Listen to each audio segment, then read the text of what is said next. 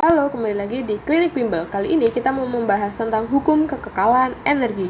Kalau di video sebelumnya kita sudah membahas tentang energi, ada energi potensial, energi kinetik, kemudian ada daya, ada usaha. Nah, kali ini kita membahas tentang kekekalan energi. Kekekalan energi itu memiliki rumus energi kinetik dA ditambah energi potensial dA itu sama dengan energi kinetik dB dan potensial dB. Nah, langsung saja kita ke soalnya. Sebuah silinder pejal, jari-jarinya adalah R, masanya adalah M, berada di puncak bidang miring. Oke, berarti di sini ya. Lalu dia menggelinding tanpa slip. Menggelinding tanpa slip artinya ada dua gerakan, rotasi sama translasi. Lalu menuruni bidang miring seperti gambar. Jika mula-mula diam, berarti kita tahu V di A itu adalah 0. Maka silinder tiba di dasar bidang miring dengan kecepatan titik-titik. Yang ditanyakan adalah kecepatan keduanya. Oke, nah kalau ada soal seperti ini, maka kita akan menggunakan energi kekekalan. Untuk dA, itu kan kita punya EK setengah MV kuadrat.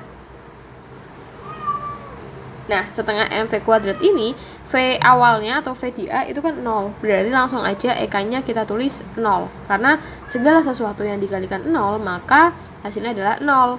Kemudian EP di A, itu kita bisa menggunakan MGH.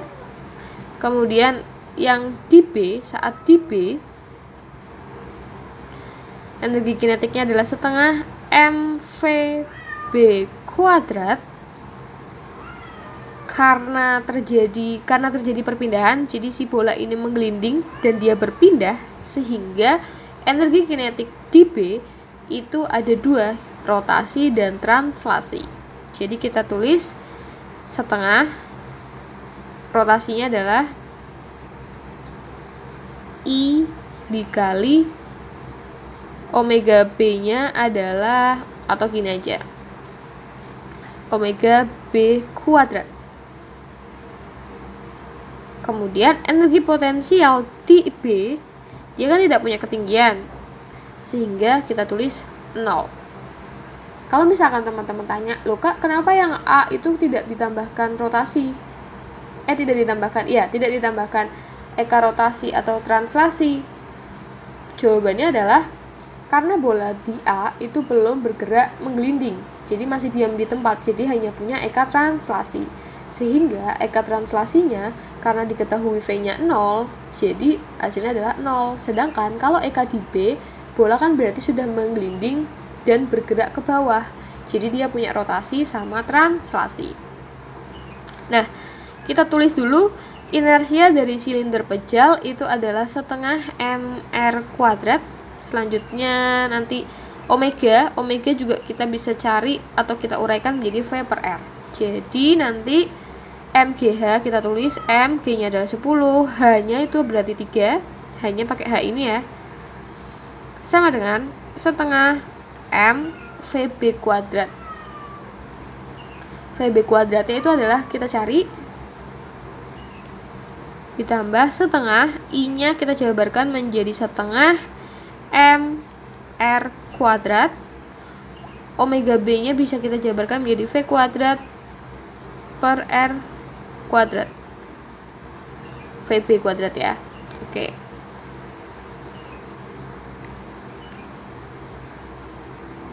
Nah, setelah itu kita coba coret-coret sebentar. Di sini ada M, di sini ada M, di sini juga ada M, berarti bisa kita coret ya, dibagi M, maka hilang. R kuadrat sama R kuadrat juga hilang, berarti nanti dapat 30 sama dengan setengah VB kuadrat ditambah 1/4 VB kuadrat. Maka 30 sama dengan 3/4 VB kuadrat. Maka VB kuadrat sama dengan 40. Atau VB-nya itu adalah 2/10. Selanjutnya untuk soal nomor 7, Sebelum masuk ke soal, kita lihat di bagian kanan dulu, pojok. Di sini ada GLBB sama GMBB.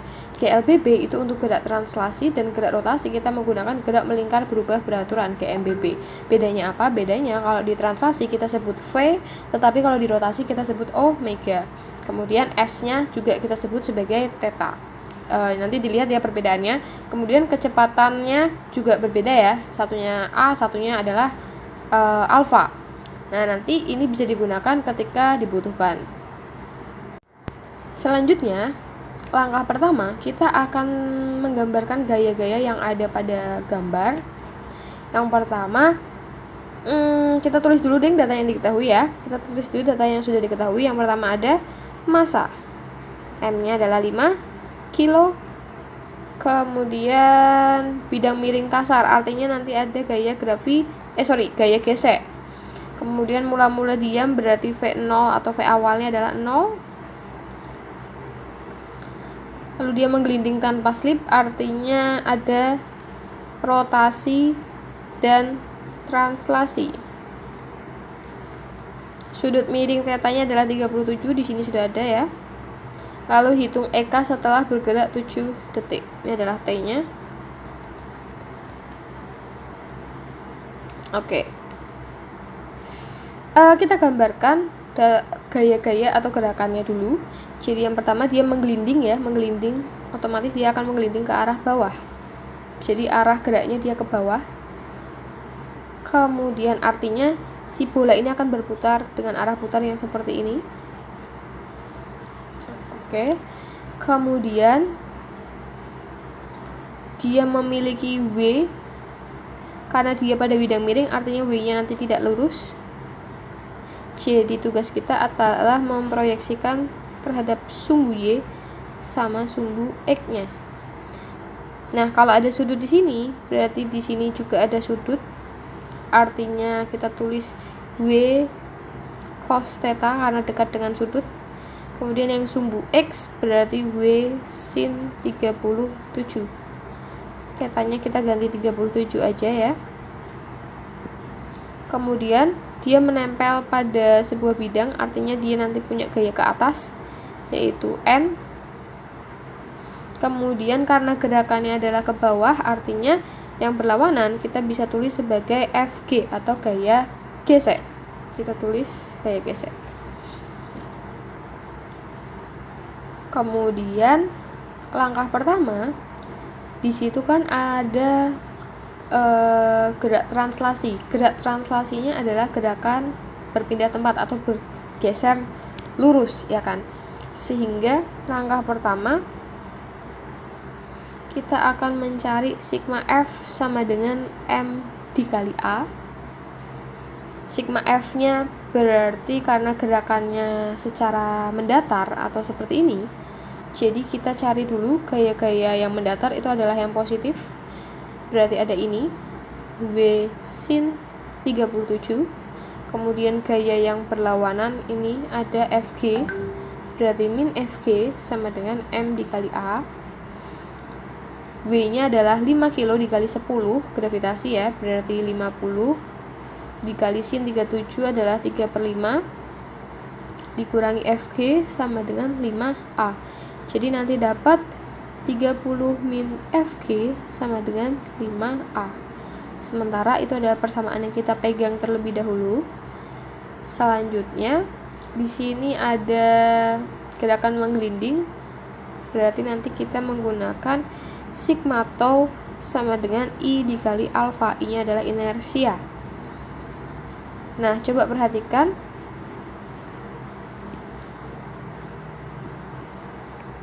Ini kan adalah poros dari rodanya atau bolanya. Kalau berbicara dengan torsi, maka gaya atau lengan yang berada sesumbu dengan poros itu tidak ada nilainya atau bernilai 0. Artinya, untuk torsi sendiri, ini yang W sin itu kan seporos, berarti dia 0. Lalu N juga seporos, lalu W cos juga seporos, jadi kita tidak akan memasukkan. Nah, tapi untuk FG Fg dia kan lengannya tidak seporos, sehingga kita cantumkan menjadi Fg.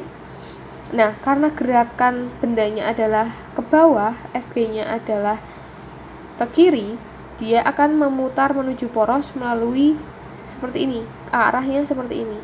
Jadi dia searah dengan gerakan si bolanya, ya kan, searah bolanya. Jadi dia positif.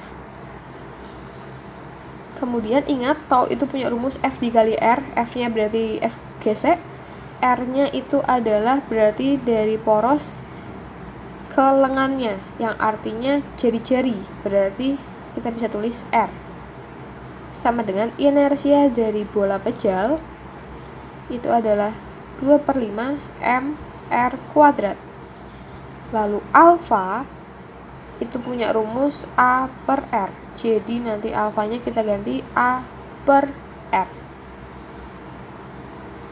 Setelah itu kita bisa coret R-nya di sini sisa 1, kita bisa coret sama sampingnya.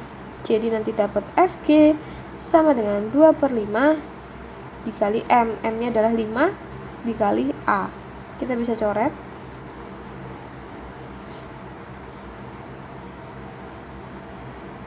Nanti akan didapatkan Fg-nya. Oh, ini Fg-nya kita uraikan dulu.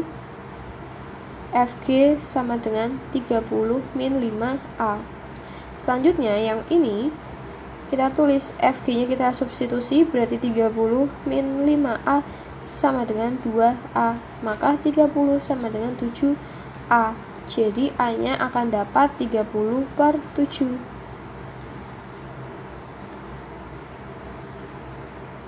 Nah, selanjutnya karena yang ditanyakan adalah EK setelah bergerak 7 detik, kita butuh V ya. EK-nya kan terdiri dari rotasi sama translasi. Jadi langkah berikutnya, ini kan langkah kedua, kita udah dapat. Langkah ketiga, maka kita masukkan ke dalam GLBB karena kita butuh V. Atau gini, jadi biar nggak bingung, EK nanti kita jumlahkan dari EK rotasi ditambah EK translasi. EK rotasi punya rumus setengah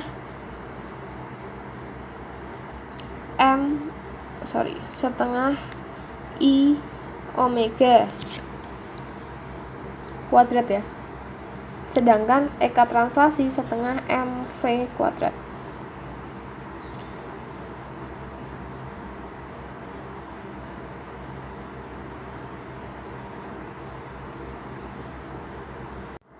Nah, kita tuh mau cari ini.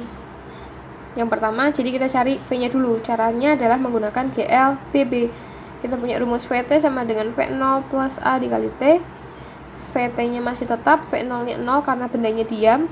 Plus A-nya tadi kita udah dapat 30/7 dikali T-nya adalah 7 detik ya. Berarti nanti dapat VT-nya adalah 30 meter per second.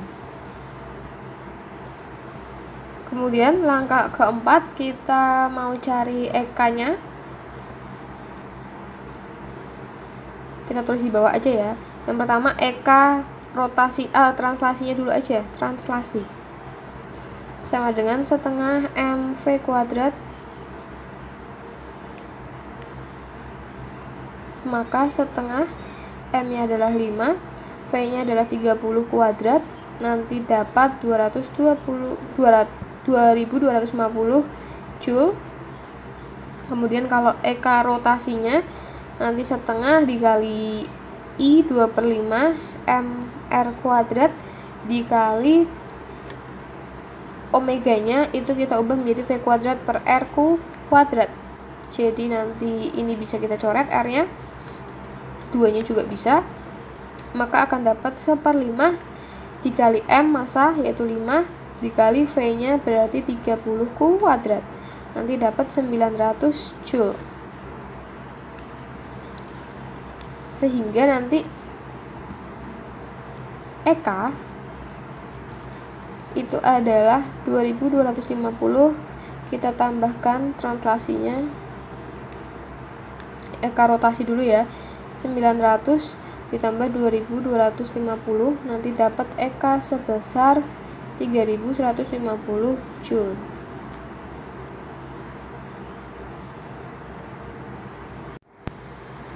Untuk soal berikutnya, di sini ada sebuah roda memiliki momen inersia, berarti I sebesar 3 kali 10 pangkat min 3 kg meter persegi. Roda mula-mula berputar dengan kecepatan sudut 1400 rpm. Mula-mula ya, berarti omega 1 sama dengan 1400 rpm. rpm itu adalah rotation per menit atau putaran per menit. Jadi kita harus ubah dulu ke radian per second dengan cara 1400 putaran ke radian kan kita harus kali 2pi. Kemudian untuk menjadi second berarti dibagi 60, nanti akan didapatkan 140 per 3 pi radian per second. Kemudian karena gesekan roda berhenti. Berarti omega t-nya, ini omega 0 ya, omega t-nya itu adalah 0 karena dia berhenti dalam waktu 35 second. T-nya adalah 35 second. Yang ditanya itu adalah tau-nya. Oke, langkah pertama kita cari menggunakan GMBB. Omega T sama dengan omega 0 plus alfa dikali T. Omega T-nya itu 0, omega 0-nya itu berarti 140 dibagi 3pi. Kemudian alfanya karena karena rodanya dari berjalan itu berhenti, berarti kan terjadi perlambatan terlebih dahulu. Jadi alfanya langsung diminuskan aja. T-nya adalah 35. Nanti alfanya akan dapat 140 dibagi 3 dikali 35 pi. Maka didapatkan alfa sama dengan 4/3 pi. Nah, karena yang ditanyakan adalah torsi, momen gaya, kita punya rumus tau sama dengan I dikali alfa. I-nya 3 kali 10 pangkat min 3, alfanya 4/3 pi. 3 sama 3 bisa kita coret, nanti dapat 4 dikali 10 pangkat min 3 pi. Jadi itu adalah hasilnya. Satuannya Newton meter ya.